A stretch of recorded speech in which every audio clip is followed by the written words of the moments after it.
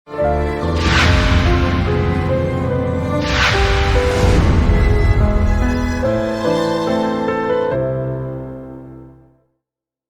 atong pagtan-aw balik, dili maihap nga mga butang ang nahitabo sa atong palibot. Ang uban magdumili ug pagtagad kanila, samtang ang uban sensitibo bisan sa gagmayng mga butang.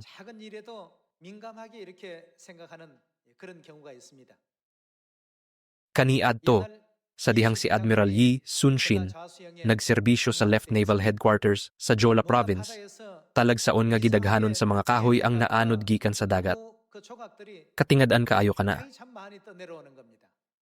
Ngano nga daghang piraso sa kahoy ang naanod gikan sa direksyon sa Japan. Ang ubang mga tawo mobaliwala lang niini, maghunahuna nga tingali wala ra kini. Samtang ang uban magtagad kun unsay kahulugan niini. Siya miingon, ang mga Hapon tingali naghimo og mga barko. Kay kundili, kining daghan nga mga kahoy dili mahimo. Kung naghimo sila og barko usa ra gyud ang rason, mao ang aron sulungon ang Korean Peninsula. Lahi ang gidaghanon sa mga kahoy kung naghimo sila og usa lang ka barko kumpara sa gatusan ka mga barko. Sa pagkakitadaan niini og misulti, kinahanglan nga mangandam kita. Maoy nagpalahi sa mga tawo nga adunay pananaw sa umaabot gikan sa ordinaryong mga tawo. Kinahanglan natong ikulit sa atong mga kasing-kasing ug huna-huna ang pag-abot sa Dios, mangutana sa atong kaugalingon. Andam na ba ang atong mga kalag alang sa kaluwasan inigabot sa Dios dinhi sa kalibotan? Kon sama sa 5 kadanghag nga mga birhen, mapakyas kita sa pag-andam sa atong mga lampara ug lana sa tukmang panahon, apan makaamgo lamang sa diha nga kining tanan mahitabo na nga dayag, naghuna-huna. O dili, kinigayud nagahitabo. Ang mga propesya natuman, unya ulahi na kaayo. Pareho kini sa gubat sa Imjin. Tungod kay ang mga tawo ni adtong panahon na nagbaliwala sa mga timailhan, nga daw ordinaryo lang kini ang mga panghitabo sa adlaw-adlaw, daghang tawo ang nawad-an sa kinabuhi ug nagantus sa kalaglagan sa Korean Peninsula. Sa paghinumdum niini nga kasaysayan, karon atong tan-awon ang mahitungod sa kalag. Karong panahon sa mga nagtuo sa Dios ug kadtong wala na balaka. Kinahanglan natong tagdon kung unsay ipasabot sa pag-atubang sa walay, katapusang silot o pagtagamtam sa walay, katapusang panalangin. Ang Dios naglamdag kanato nga ang mga butang dinhi sa kalibotan kay temporaryo. Apan ang langit ng mga butang walay katapusan. Busa, kung makadungog ka o gingon nga balita, dili kini angay ibaliwala. Apan dapat adunay pananaw sa pagpropesya sa umaabot sama ni Admiral Yi Sun-shin. Sa ingon aduna kay panghunahuna nga mangandam sa husto. Kay kundili, kita mahimong magbasol ug maguol nga maghunahuna. Nganong wala man nako isulti bisan usa ka tawo ang balita sa gingharian sa langit. Nganong wala nako luwas sa kadtong kabus nga mga kalag. Angay natong hunahunaon. Nganong si amahan ug inahan nagsulob sa unod aron sa pagluwas sa katawhan.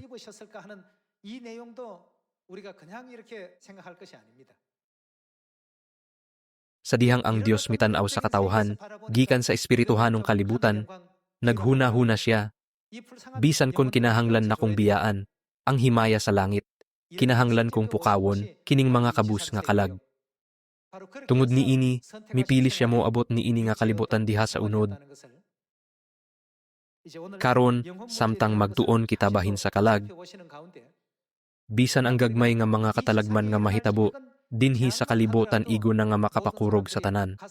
Kon kita magantos hangtod sa kahangturan sa walay, katapos ang kalibutan, dili gayud kini maagwanta.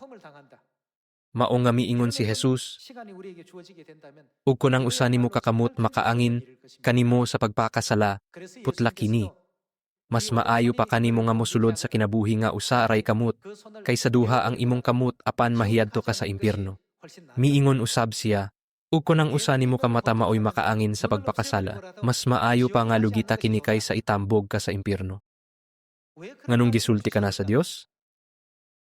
Kini tungod kay ang ingon nga panahon mo abot gayud.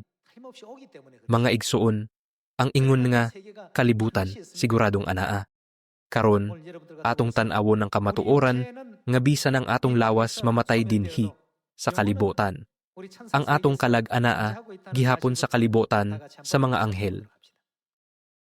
Atong tan-awon ang Luke chapter 23 verse 39.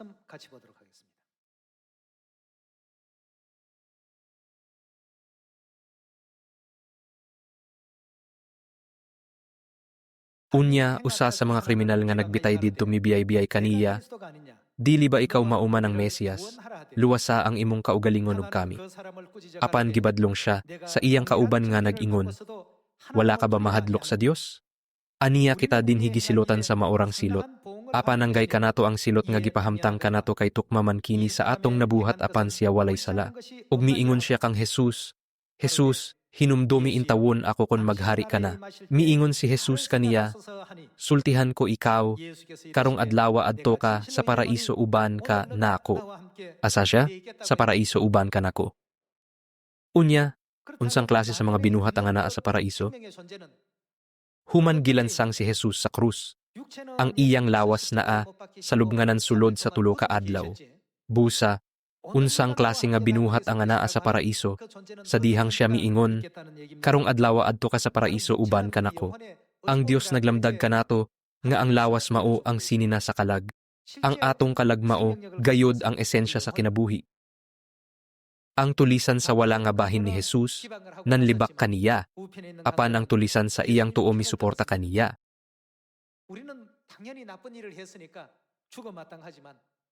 Angay kitang mamatay tungod sa atong daotang buhat, apan kining tawhana walay nahimo nga daotan.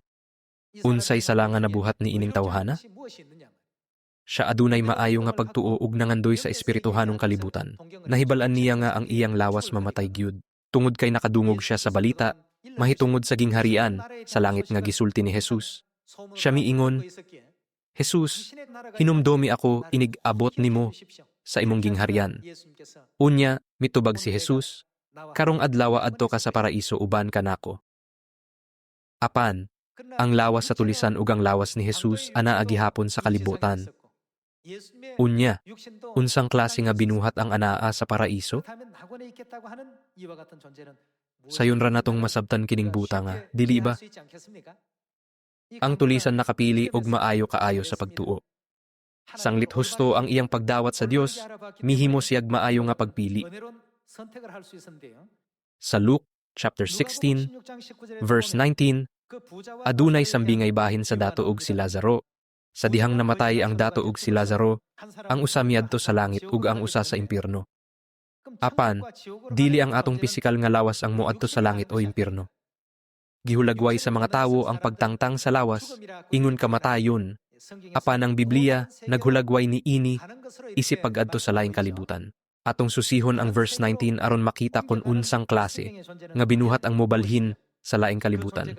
Ug mapamatud-an nga kinimao ang atong tinuod nga kaugalingon. Luke chapter 16 verse 19. May usa ka dato nga nagsulob sa mahalon kaayo nga bisti ug nagpuyo sa kabuhong matag adlaw. May usa usab ka kabos nga ginganlag Lazaro. Ang iyang lawas nalukop sa mga nuka. Naglubog siya duol sa pultahan sa balay sa dato na masin nga makakaon sa mga mumho nga nangataga gikan sa lamisa sa dato. Nanuol usab ang mga iro ug mitilap sa iyang mga nuka. Unya namatay si Lazaro ug gidala sa mga anghel ngadto sa kiliran ni Abraham. Ang dato namatay usab ug gilubong. Ang dato nagkinabuhi nga maluho dinhi sa kalibutan, samtang si Lazaro nagkinabuhi sa kakabos. Apan, si Lazaro miadto sa langit samtang ang dato miadto sa impyerno. Bisan ug adunahan siya ni ining kalibutana, wala siya mangandam alang sa espirituhanong kalibutan.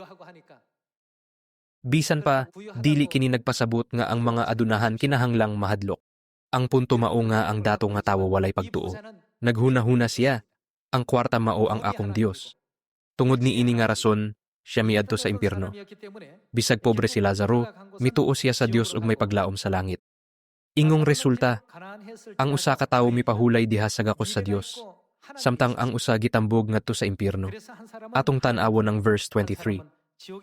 Ug nag-antos pag-ayo didto sa Hades. Unya miyahat siya ug nakita niya didto sa layo si Abraham ug sa iyang kiliran diha si Lazaro. Busa misinggit siya ngadto kang Abraham, Amahan, kaluy iintawon ako ug ipadala si Lazaro diri aron itunlob ang iyang tudlo sa tubig ug pabugnawan ang akong dila kay nag-antos ako pag-ayo sa kainit niining kalayo. Asa miadto ang dato? Miadto siya sa linaw nga kalayo sa impyerno. Tungod kay hilabihan kadako ang pag-antos, siya naghuna-huna. Kun aduna lang unta, ako'y usa ka tulo sa tubig sa akong dila. Kana unta ang makapalipay kanako. Dili kini maagwanta nga kasakit. Kun kita magkinabuhi nga walay paghunahuna ni anang mga butanga, kita mahimong sama sa dato nga magkinabuhi nga mapatuyangon dinhi sa kalibutan. Sa dihang atong tangtangon ang tolda sa unod ug mubarog at tubangan sa hukmanan sa Dios, kun siya mo ingon, kamo gitagana alang sa impyerno. Walay mahimong mabawi ni anang punto ha. Mao nga ang Dios naghatag kanato niini nga leksyon daan. Tungod kay ang Dios nahibalo sa espirituhanong kalibutan sa langit ug pisikal nga kalibutan dinhi sa kalibutan. Ang Dios naghatag kanato og daghang pagtulon-an aron walay usa nga mahulog niini nga sayop. Bisan pa ni ana, tungod kay ang mga tawo wala makasinati niini sa ilang kinabuhi, sila dili makasabot sa kalibutan sa langit ug sa kalibutan sa impyerno. Tinuod ba nga anaa ang maong kalibutan? Sa ingon, sila naghunahuna. Bisan og maglimbong umang daot sa uban, basta makakaon og mabuhi lang ko, unsa may labot ni ini? Karong panahon na, murag mao ang hinay-hinaya nga nahitabo sa katilingban. Apan, ang kaugmaon sa dato og ni Lazaro na desisyonan, ug si Jesus nagpahinumdum kanato nga ang dato gisakit sa walay, katapos ang linaw nga kalayo sa kahangturan. Atong tan-awon ng verse 25. Apan si Abraham mitubag, dili ba si Abraham nagrepresentar sa Dios? Anak, hinumdumi nga sa didto pa ka sa kalibutan, nabuhong ka sa tanang maayong butang, samtang si Lazaro lunlon lamang kadautan ang iyang nahiyaguman. Apan karon malipayon na siya diri, samtang ikaw diha nag-antos. Gawas pa ni ining tanan, ana ay lawom nga bungaw, nga nag-ulang kanato aron walay makatabok gikan diri, nganha kanimo o gikan diha ngari kanamo. Ang dato mitubag, kon mao kana, Amahan, hangyoon ko ikaw nga imo untang ipadala si Lazaro ngadto sa amo. Kay aduna, ako'y 5 ka igsuong lalaki. Paadtoa siya aron kapasidan-an sila, aron dili mahianhi niining dapit sa kasakitan. Nagpakiluoy siya sa Dios. Ang dato nangutana kon si Lazaro, mabuhi ba ug moadto sa balay sa iyang igsuon aron sa paghatag kanila ug pasidaan. Nahimamat ko ang imong igsuon human siya namatay. Ug nag-antos siya pag-ayo didto sa impyerno. Miingon siya nga gusto niya nga dili usab kamo moadto didto. Bisan pa og gisulti ni Lazaro kini kanila, unsay hunahunaon sa mga tawo bahin kaniya.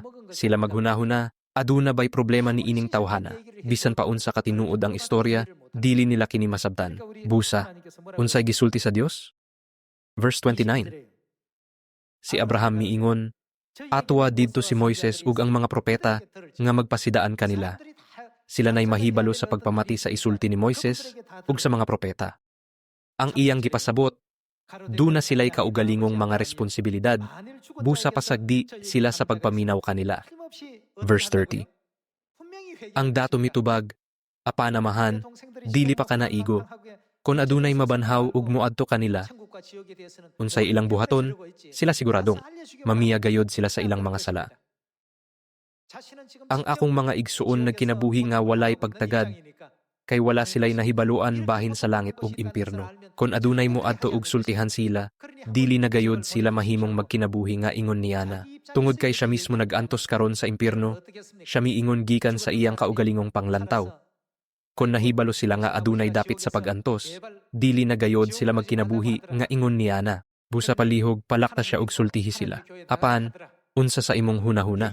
Ingnon ta nga ang usa namatay unya nabuhi pag-usab ug moinggon. Ang imong amahan ana sa impyerno nga nagpakiluoy kanimo nga dili ka moadto sa maong dapit. Iya kung giingnan nga sultian ka nga motuo sa Dios ug moadto sa Church of God. Bisan pa ni ana, Dawaton ba nimo ang mga pulong sa usa ka tawo nga namatay og nabanhaw? Tingali maghunahuna ka lang, kani nga tawo tingali nakakita og katingalahang panan-awon. Mao nga ang Dios miingon, anaan nila si Moises ug ang mga propeta, pasagdi sila nga mamati kanila. Verse 31. Apan miingon si Abraham, kung dili gani sila motuo kang Moises ug sa mga propeta, dili gayod sila makabigbisan pag may mabanhaw. Mga igsuon, walay pulos ang paghinulsol human moabot ang kahimtang niini nga punto. Adunay mga anghel uban kanato. Gikan kita sa langit nung kalibutan sa mga anghel. Apan, tungod kay anaa kita sa unod ni ining kalibutana. Lisod hunahunaon nga kaniadto nagpuyo kita sa kalibutan sa anghel. Pamilyar na nato ang kinabuhi dinhi sa kalibutan, ug naanad na kita sa pagpuyo dinhi. Apan, ang Dios nag-ingon nga, kining pisikal nga kinabuhi dili lamang mao ang tinuod nga kinabuhi. Tungod kay anaa ang walay katapusang kalibutan, kinahanglan maningkamot kita sa pagsulod sa walay katapusang langit. Atong hinumdumon nga ang maong kalibutan, siguradong naglungtad. Adto ta sa Hebrew chapter 1 verse 13.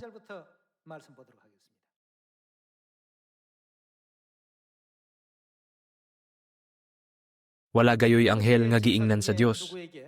Lingkod diri sa akong tuo, hangtod himuon ko ang imong mga kaaway nga tumbanan sa imong mga tiil. Busaon sa man di ay ang mga anghel, silang tanan pulos mga espiritu nga nag-alagad sa Dios, ug gipadala niya aron pagtabang ni adtong luwason sa Dios. Unsay gibuhat sa mga anghel?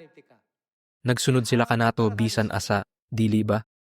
Kung magbuhat ka og daotan, ang mga anghel maguol kaayo. Gipadala sila aron mag-alagad kanimo, apan unsa kahakon, samtang nagtan-aw sa imong pamatasan, maghunahuna sila na nga dili ka makasulod sa langit. Dili ba sila mahasol? Mga igsuon, maguol sila pag-ayo. Bisan tuod dili nato sila makita sa atong mata, kanunay kitang giubanan sa mga anghel nga gipadala sa Dios aron alagaran ta. Kon kita adunay pagtuo sa Dios ug sincero, unsaon nila pag-report sa Dios? Karon natandog gayod ko sa pagkakita kon unsa kakugihan si Brother Kim sa pagsangyaw. Siya misangyaw uban ang nagdilaab nga kasing-kasing. Gusto gayod na kong pangitaon ang akong nawala nga igsuon. Sa dihang nakita na ko giunsa ni Aya pagsangyaw sa ebanghelyo uban ang kasing-kasing ni inahan, mitulo ang mga luha sa akong mga mata. Niining paagiha, ang mga anghel makigsulti sa Dios matag adlaw. Kita nagtuo nga ang matag pulong sa kasulatan, maoy tinuod nga pulong sa Dios. Busa, nagtuo kita sa gisulti sa Dios. Muadto ka sa paraiso, ingon man ang mga pagtulon-an bahin sa langit, ug impierno nga gipatinaw pinaagi, sa dato ug Lazaro. Dugang pa, ang tanang anghel gipadala ug gigiyahan sa Dios alang ni adtong makadawat sa kaluwasan. Matag higayon nga mububo ka ug malumo nga mga pulong, ang mga anghel mo palakpak. Kinitungod kay ang tawo nga ilang giatiman makasulod sa langit. Dugang pa, kun mosangyaw kita na nga kinasing-kasing, gipalig-on kita sa mga anghel. Apan, kun mawad-an kitag kaisog ug mabugnaw ang atong pagtuo, ang mga anghel mubatig kasubo alang kanato. Moingon sila, kun pugson pa nimo gamay ang imong kaugalingon, padad-an ka sa Dios og gahom. Ngano nga dili nimo maagwanta kining higayona. Gibati nila nga dili mahimutang ug masulubon tapad nato. Kun mohatag kita og dakong himaya sa Dios, ang mga anghel malipay. Apan sa dihang kita mahilayo sa Dios, ang mga anghel mobati og kakapoy ug kaguol. Niining paagiha, ang mga anghel nga gipadala sa Dios kanato kanunay kauban nato. Sa basahon sa mga buhat, adunay senaryo nga si Pedro gibilanggo. Sa maong kritikal nga kahimtang, kun diin katong mituo ni Jesus gidakop, unsay gibuhat sa Dios pinaagi sa pagsaylo? Wala ba giabli sa Dios ang mga pultahan sa bilangguan ug giluwas si Pedro? Tan-awon na to ang maong senaryo. Acts chapter 12 verse 11. Unya nakaamgo si Pedro nga tinuod ang nahitabo kaniya ug miingon siya, karon nasayod ako nga tinuod gayod, di ay nga ang Ginoo nagpadala sa iyang anghel ug nagluwas kanako gikan sa gahom ni Herodes, ug sa tanang butang nga gipaabot sa mga Hudiyo nga mahitabo. Sa pagkamatngon ni Pedro sa tinuod nga nahitabo kaniya, miadto siya sa balay ni Maria, nga inahan ni Juan, nga ginganlan usab og Marcos. Daghan ang mga tawo nga nagkatigom didto ug nagampo. Mituktok si Pedro sa pultahan sa ganghaan, ug si Roda nga sulugoon, maoy miadto aron pag-abli. Nailhan niya ang tingog ni Pedro, apan tungod sa iyang kalipay, midagan siya balik sa sulod, nga wala kaablihi, ang pultahan, ug gipahibalo niya, nga si Pedro atuwa sa gawas. Nabuang ka, miingon sila kaniya. Apan namugos gayod siya nga tinuod ang iyang gisulti. Busa mitubag sila, walay lain kundili, ang iyang anghel kana. Niining paagiha. Ang Dios usahay magpadala og mga anghel aron sa pagtuman sa iyang kabubuton o sa pag-abli sa mga pultahan sa bilangguan. Kun ato kining pamalandongon, maamguhan nato nga kining tanan na hitabo sulod sa espirituhanong pag-atiman sa Dios. Unya, ang mga pagtulunan sa Dios dili lamang para sundon dinhi sa kalibutan. Atong gisaulog ang igpapahulay, ang pagsaylo og gisunod ang mga ordinansa, dili alang sa atong pisikal nga kinabuhi. Atong gihimo ang tanang paningkamot sa pag-ebanghelyo aron mapukaw ang mga kalag sa atong palibot. Kinahanglan dili nato hunahunaon kini nga trabaho ingong pisikal nga trabaho. Dugang pa, kinsa ang kanunay nga nagasunod kanato. Ang mga anghel nga gipadala sa Dios aron mag-alagad kanato, nagsunod kanato. Tungod kay kining tanan nga mga pagtulunan mahitungod sa mga anghel naglungtad bisan sa panahon sa unang simbahan. Atong maamguhan ang ilang pagsabot pinaagi sa pagbasa sa Acts chapter 12, diin sila miingon, tingali sayop ang imong nakita, dili si Pedro, kundili ang iyang anghel.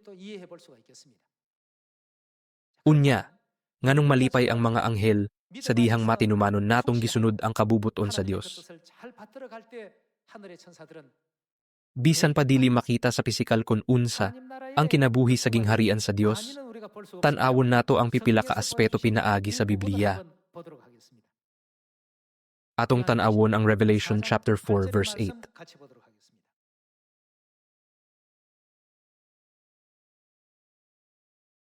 Ang tagsa-tagsa, may unom kapako ug nalukop sila sa mga mata, sa sulod ug sa gawas. Wala sila'y hunong sa ilang pag-awit adlaw ug gabii. Balaan, balaan, balaan. Ang Ginoong Dios nga labing gamhanan, ang kaniadto, ang karon ug ang moanhi.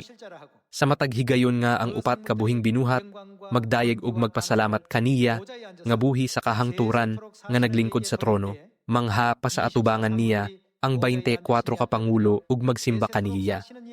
Iitsa nila ang ilang mga korona atubangan sa trono ug moingon, among Ginoo ug Dios, angay kang modawat sa pagdayeg ug sa pasidungog ug sa gahom. Kay ikaw may nagbuhat sa tanang butang ug pinaagi sa imong pagbuot na mugna ang tanan. Mahitungod sa mga anghel, ang espirituhanong mga binuhat sa langit nung gingharian, unsa ang ilang malipayong gitanyag sa atubangan sa Dios? Naghatag sila og daghan nga himaya ug pagdayeg kaniya. Busa, dili gayod nato isalikway ang paglungtad sa dili makitang mga espirituhanong mga binuhat ug anghel nga naglibot kanato karon. Ana agayod sila. Sanglit ang tulisan sa tuo ni Jesus nagtuo sa ilang paglungtad, iyang gipahayag ang iyang pagtuo sa pag-ingon, Jesus, hinumdomi intawon ako kung maghari ka na.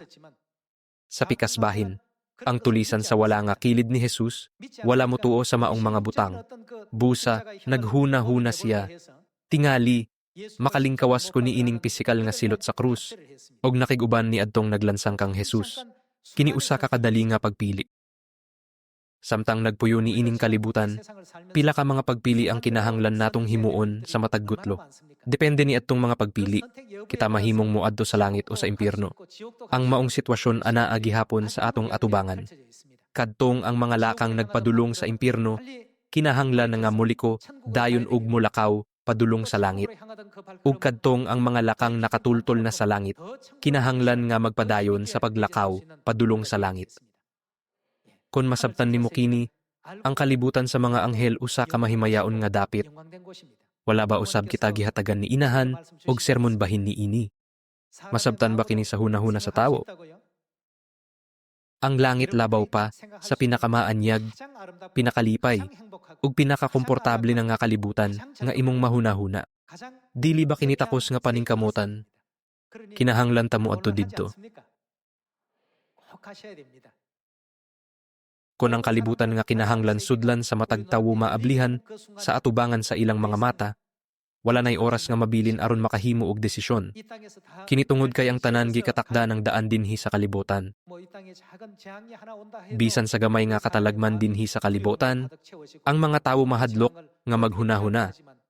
Unsaon nako paggikyas ni ini nga katalagman? Apan, ang katalagman sa impierno dili mahitupngan. Ang dato miingon sa Luke chapter 16. Bisan kon adunay ibutang nga usa ka tulo sa tubig sa akong dila, kini makapahupay na. Ang lugar sa maong kasakit mao ang impierno. Mao nga ang Dios nagawhag kanato, karon aron dili kita moadto didto. Bisan kon kita mahisalag gamay, siya miinggon. Dili ka gayud mo adto ni ana nga dalan. Nasayod siya nga ang pag-adto niya nga dalan mo dala kanato, ngadto sa espirituhanong kamatayon. Kinahanglan kitang tanan makaadto sa gingharian sa Dios sa dili madugay. Ako nagampo nga walay mabiyaan ni anang adlawa. Atong kabuoton ang hingpit nga paghinulsol sama sa tulisan sa tuo nga bahin ni Jesus, nga gisultihan, karong adlawa adto ka sa paraiso uban kanako. Ug magkinabuhi nga masinugtanon sa kabubuton ni amahan ug inahan. Ako kinasing-kasing nga magampo nga kita mudagan og kusog, maghunahuna mahitungod sa mahimayaong ganti sa langit. Niining higayona, ang mga anghel aniya uban kanato, malipayong na malakpak sa kalipay. Nang hinaut nga maghatag ka, ug mas dako nga himaya, pagpasalamat, ug pagdayeg kang amahan ug inahan, nga makabot ang matahom nga panaghiusa sa imong mga igsuon, mahimong kahayag nga nagdanag sa mangitngit nga kalibutan, ug mahimong asin nga nagpapas sa tanang panglimbong ug pagkadautan. Nang hinaot ko nga gamiton nimo ang nabilin nga oras sa pagluwas sa daghang mga kalag. Daghang salamat. Panalanginan ka sa Dios.